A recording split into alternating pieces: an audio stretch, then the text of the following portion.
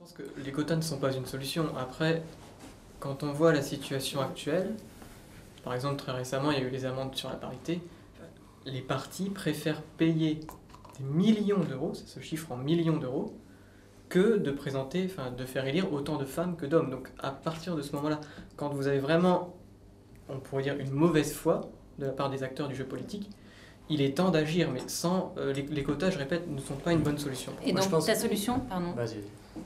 Est-ce que tu aurais une idée de solution potentielle? Tu me prends un peu au dépourvu.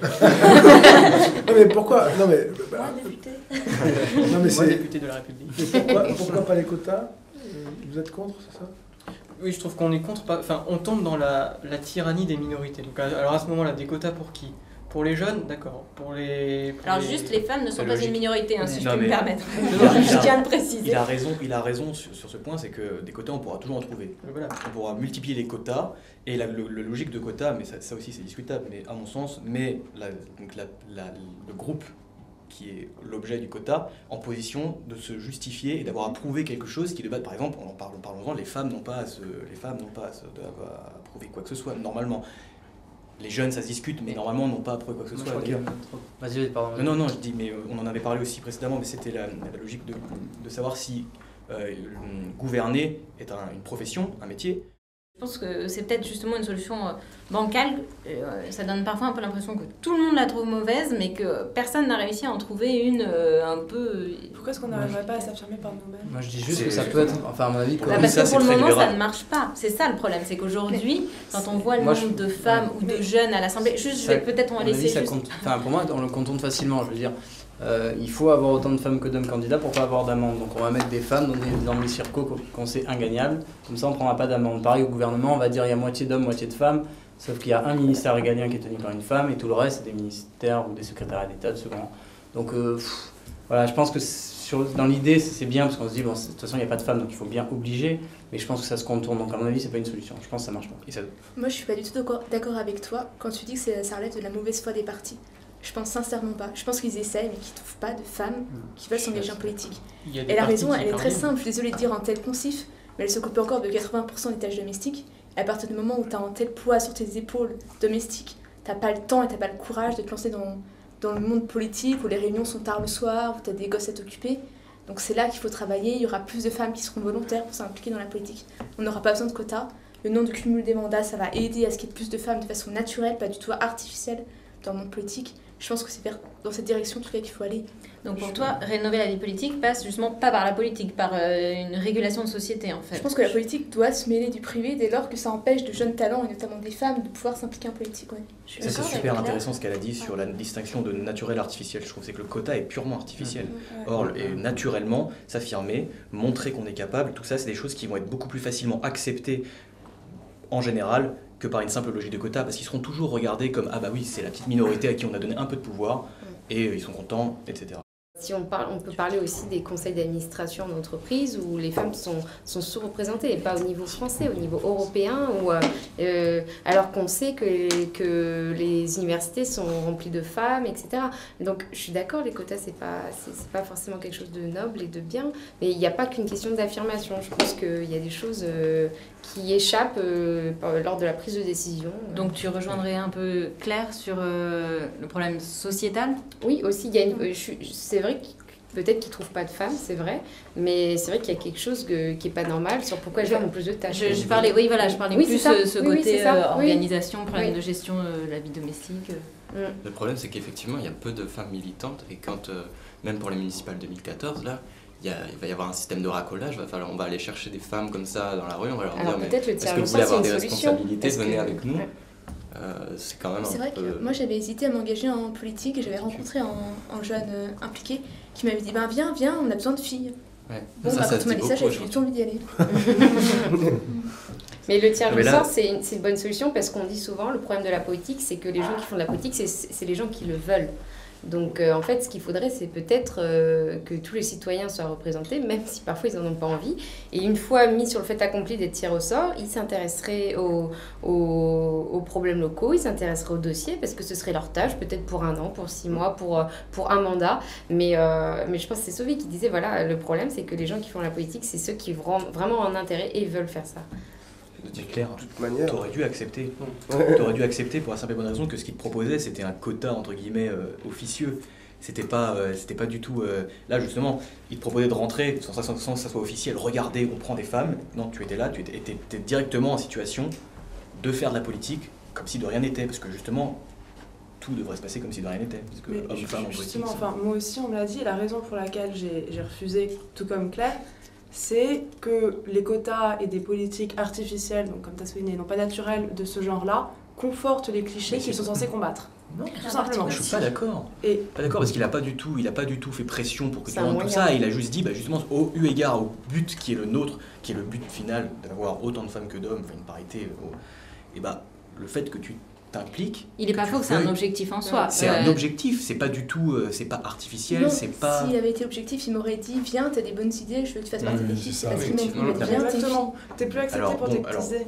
Je sais que la sémantique c'est quelque chose de très important, mais là, je trouve que du coup, tu as raté une occasion de prouver, de défendre justement ce thème qui est noble.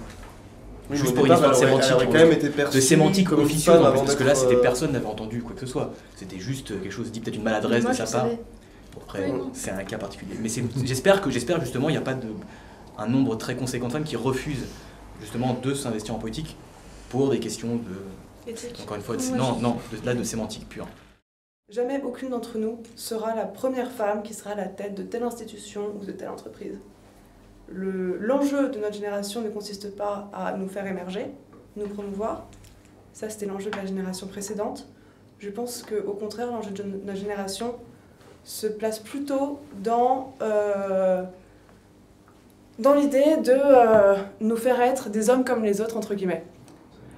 Et je pense vraiment que nous devons faire attention à ne pas nous indigner parce que l'indignation telle qu'elle s'exprime par les quotas est une solution de facilité à mes yeux, derrière laquelle on a trop tendance à se cacher pour ne pas se forcer, en tout cas faire l'effort de réfléchir aux conséquences, aux implications que les solutions que nous proposons pourraient avoir. Donc si les femmes ne sont pas en politique, c'est parce qu'elles ne font pas l'effort ? Non, je pense pas. Je pense que les femmes de la génération au-dessus de la mienne ont fait l'effort.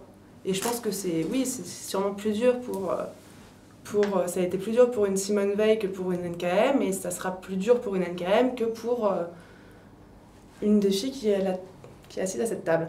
Tu t'en es convaincue de ça ? Toi, tu penses que ça va Moi, aller en je pense que simplifiant ? l'enjeu de notre génération est d'être des hommes comme les autres. Moi, par exemple, j'étais animatrice en colonie de vacances et donc c'était toujours moi qui étais déposée à nettoyer les tables, à apporter le goûter, à des choses comme ça parce que mon patron, il estimait que c'était mon rôle. Alors que l'autre, il devait aller faire un foot avec les garçons, faire l'animation et moi, je devais préparer tout le goûter pendant que les autres... C'est ça que je veux dire. L'égalité homme-femme, un principe avec lequel nous sommes tous d'accord, ne doit pas être une négation des différences entre les hommes et les femmes. Mais c'est pas une négation, c'est juste par rapport au comportement. Enfin, je suis pas d'accord. C'est pas qu'une négation. C'est que parfois je le vois avec même mes camarades. Enfin, ils me disent vous les filles vous prenez souvent la tête. Alors c'est pour ça que nous on préfère être entre garçons. C'est un problème de mentalité qui est, je pense, la chose la plus dure à changer parce qu'on a vraiment du temps. On voit que le racisme, ça fait des années, des siècles que ça existe, on a encore, et puis c'est par cycle. Mais après, il y a aussi, je pense qu'il y a des choses que la loi peut changer. Les rémunérations, la répartition des compétences. Moi, je suis tout à fait d'accord avec Claire pour dire que il y a des différences sexuées, mais il faut arrêter de croire que les femmes ont vraiment des rôles définis et que notre rôle, ça va juste être de banaliser. D'avaliser des choses que des pionnières ont fait avant nous. Exactement. Je crois qu'on a encore des combats, on va être pionniers. On a encore des combats où on va être pionniers. C'est pas fini. Il n'y a pas une fin d'histoire. Pas celui-là. Si, celui-là, je crois qu'on est encore loin du compte. Ce que je suis en train de... Parce que mon point de vue était un point de vue générationnel. De dire que ce combat-là, des personnes l'ont mené pour nous. Oui, mais on doit encore il n'est pas fini ce combat. Il n'est pas du tout fini. Mais ça, comme tu dis, c'est un combat de mentalité, donc un combat de tous les jours. Bah oui, c'est ce que je te dis. Oui, mais ce que je veux dire, c'est que ce n'est pas un combat de politique. Celles-ci, elles ont déjà été mises en place, elles sont en train de se mettre en place par des personnes qui sont actuellement au pouvoir, c'est-à-dire pas de notre génération, et que nous, notre génération, sera de normaliser les relations dans les mentalités, d'asseoir les politiques qui sont en train d'être mises en place dans les mentalités. je vois ce que tu veux dire. Genre, je pense que d'un côté, il y a des choses qui sont déjà en train de se normaliser et qu'on doit continuer à normaliser. Là, je suis d'accord. Mais on a encore énormément de combats à faire. Les écarts de salaire, le plafond de verre, je ne sais pas, même dans la répartition des tâches ménagères, il y a encore beaucoup de changements à À faire. partir de là, et que de façon naturelle, la conséquence, c'est qu'il y aura plus de femmes en politique. Ouais. Ça revient à ce qu'on disait, quota égale discrimination positive, qu'il faut éviter. Oui. Et je sais que je préférerais n'avoir jamais aucun mandat plutôt qu'en avoir un juste parce que je suis une fille. Je sais pas ce que tu penses à ce niveau-là, mais... Ah non, mais je suis d'accord sur le fait que j'ai pas envie qu'on me place quelque part juste parce que je suis une fille. La fin justifie pas les moyens. Mais qu'est-ce qu'on peut faire d'autre que les quotas? Il y a des choses qui sont genrées, d'autres qui ne le sont pas, mais je crois qu'il faut essayer d'avoir de l'égalité sur le maximum de choses possibles. Mais regarde les publicités. Donc c'est la mentalité qui vient Il faudrait arrêter les publicités où on te montre faire passer une femme, on te montre une femme objet à côté d'une voiture, pas très habillée. Donc là, il faut commencer par exemple, la publicité, faudrait arrêter ces choses-là. Mais tu as tout à fait raison. À mon sens, c'est dans les petites mesures, là, tu commences à en parler, je trouve ça très intéressant, que germent les graines du machisme. C'est-à-dire qu'on parlait de la galanterie, ça peut paraître très futile, mais à terme, je pense que c'est des choses qui font boule de neige. Et qui, notre âge, qui tient encore la porte d'une femme? Mais personne, voyons, tu as tout à fait donc raison. Quand tu as le président de la BCE qui dit on n'a pas trouvé de femmes pour nous remplacer et pour accéder à ces fonctions, les femmes et la compétence, il y a quand même une moindre mesure avec la galanterie. Peut-être qu'il faudra arrêter la galanterie et être traité égaux. Mais moi, je te parle quand même des secteurs politiques, économiques. Pourquoi n'y a-t-il pas de femmes compétentes, entre guillemets? Parce que antérieurement, on a commencé à entretenir certaines idées avec des tout petits symboles, petits comme ça, qui petit à petit entraînent l'idée que les femmes ne sont pas compétentes pour... c'est pour ça que c'est plus important les problèmes dont tu parles, mais au final, Julien a raison. C'est des petites choses qui sont dans les mentalités, qui sont des choses qu'on intériorise. C'est dès les jouets. Pourquoi on offre une poupée? Ça revient pour lui. Pourquoi on offre une poupée? Attends, je veux dire un truc, ça change rien. Pardon, Mickaël a pas parlé depuis un moment, je sens qu'il bouillonne à côté de moi. Je fais une réflexion très perso. Moi, je trouve ça en fait super valorisant en fait. Pour un mec, le ressenti d'un homme, c'est on me dit de porter un carton qui est super lourd. Une femme me dit de porter un carton, je suis presque flatté quoi. Je me dis tiens. Fais appel à ma différence, fais appel à ce que j'ai un peu de... Et à une logique très primaire. Oui, mais je sais pas, c'est le ressenti, il n'y a pas de machisme là-dedans, il n'y a pas de misogynie. Comme nous, on va mettre en valeur la délicatesse ou le goût oui, et la décoration. Que certaines femmes sont flatées. Oui, mais ça, il y a différentes choses. Je sens une pointe d'ironie. Après, on va dire que souvent on caricature des sociétés trop uniformisées. Bah oui, mais il y a des différences sexuelles. Oui, c'est vrai, il ne faut pas non plus que ce soit une obsession que de les nier ou que de faire en sorte qu'il n'y en a plus. Parce que quand on part dans un extrême, c'est pas forcément mieux non plus. Donc, faut pas tomber dans la caricature. Faut enlever les barrages. En tout cas, combattre celles qui font que la femme est considérée inférieure, ça, à mon avis, ça me semble. C'est pas parce qu'on me tient la porte que je vais me sentir inférieure aussi. Il faut peut-être changer ça. On l'a bien dit, ça, tu remets dans le contexte. Ça, c'est une petite mesure, c'est un petit symbole. Et quand vous voyez la vie politique se dérouler à travers toutes les formes qui sont les siennes, par rapport à cette question-là, vous observez quoi? Alors moi, il me semble que ne serait-ce qu'une de magazines qui parle de la présidentielle, le combat des dames pour Paris, je trouve ça très compliqué parce qu'on n'a jamais dit le combat des hommes, quoi. De toute façon, ça a toujours été le combat les femmes des du président, on a l'impression que c'est une pièce de Là, théâtre. ce que je trouvais très marquant, c'est que c'est deux femmes qui s'opposent, et alors presque. C'est deux femmes politiques, ça a raison, c'est deux femmes politiques, une de gauche et une de droite. On fait comme si c'était une exception. Et on met en scène le fait que ce soit deux femmes. Après tout, Libé a fait une ce matin qui était à ce sujet-là, rive droite, rive gauche, faisant référence, outre la géographie parisienne, à un film qui avait ce titre. Au moins, ça a renvoyé l'une à la gauche, l'autre à la droite. Il y avait quand même un combat politique. Et c'est vrai que quand on dit le combat des dames... Bien sûr. Il y a un traitement, mais de manière générale, je ne sais pas comment vous percevez la politique telle qu'elle se déroule. Moi, je sais que j'y réfléchissais il n'y a encore pas longtemps et je me disais, c'est quand même fou, quand on pense à l'histoire de notre pays, on n'a pas eu de femme présidente. Et rien que ce constat-là, ou même Premier ministre, je me dis, c'est quand même une... Ah oui. Oui, moi. Et je me dis, rien que ce constat-là, il est quand même assez choquant. Et honnêtement, partir de là, déjà... C'est arrivé dans d'autres pays et pourquoi pas dans le nôtre. Et je trouve que ce constat-là, il pourrait impulser beaucoup de réflexions. Vraiment parce que c'est quelque chose de très marquant.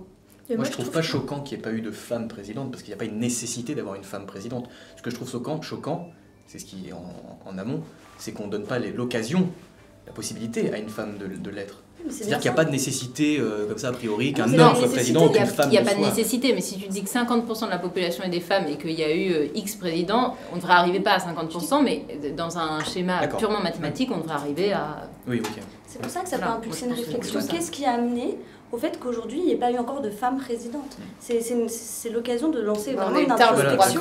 C'est pas une nécessité, non? Oui. Je crois que c'est le machisme ambiant qui est dans la politique. On voit comment c'est. Déjà, ce que tu disais déjà, au niveau des tâches domestiques, c'est pas forcément évident de pouvoir se libérer et d'avoir le choix même. Et être père au foyer, est-ce que vous serez d'accord d'être père au foyer? Je me rappelle, j'avais fait la proposition dans ton paradoxal, dans un très bon article. C'est très intéressant. Non mais si, c'est vrai. C'est super ça. Je vois pas pourquoi. En Islande, les hommes ils sont d'accord pour être père au foyer. Il y a des pères qui sont désireux. Il y a des pères qui sont désireux. Mais aussi, est-ce qu'en tant que mère, moi je me pose la question aussi, j'accepterais de déléguer mon congé à mon mari, à mon conjoint, parce que je me dis, on est dans une société où quand même on se dit que la psychologie de l'enfant, elle est vraiment liée à son rapport avec la mère, etc. Et du coup, moi je me dis, est-ce que, je sais même pas si moi-même, qui suis pas pourtant vieux jeu ou quoi, je sais pas si j'aurais le courage, si j'aurais la volonté de pas m'occuper de mon enfant, de pas prendre mon congé. Il faut créer plus de liens paternels, tu vois. En Norvège, ils ont chacun, je sais plus, je pense que c'est chacun, il y a 3 mois. Ouais. Ensuite, il y a 1 an à se partager. Bon, le constat est quand même, c'est un échec, puisque globalement, c'est les femmes qui prennent ces 1 an-là. Mais ce qu'il faut, c'est quand même un congé paternité qui permet de créer plus de liens entre le père et l'enfant, de revaloriser le lien paternel, et voilà, et qu'il y ait un congé qui soit partagé à 2. C'est vrai qu'il faut avoir le courage de changer les choses. Oui. Pour en revenir juste à la politique, je trouve que les femmes politiques aussi ont une part de responsabilité dans ce qui se passe. Enfin, je pense notamment à Valérie Pécresse ou d'autres qui ont dit que c'était bien qu'il y ait des femmes en politique, qu'elles étaient en plus, parce que comme ça, les questions sociales et familiales étaient représentées à l'Assemblée nationale. Oui. Elles essentialisent complètement, comme si les femmes étaient une sorte de comment dire, de faire jouer, voilà, nous on s'occupe de ça, comme s'il y avait une division du travail entre hommes et femmes, alors qu'on était plus social et les garçons plus économiques. Mais comment elle pourrait devenir présidente de la République? Elle représente que la moitié de la population. C'est vrai. Oui, c'est ce que je voulais dire aussi, c'est que pendant la campagne de 2007 où il y avait donc Ségolène Royal au second tour, enfin moi personnellement, mais je pense en général, on a entendu quand même pas mal de femmes elles-mêmes critiquer Ségolène parce qu'elle était une femme aussi. Enfin, ça vient aussi des femmes, elles sont peut-être conditionnées, mais en tout cas, elles aussi ont qui n'avaient pas la mal à on imaginer. oui, voilà, c'est ça.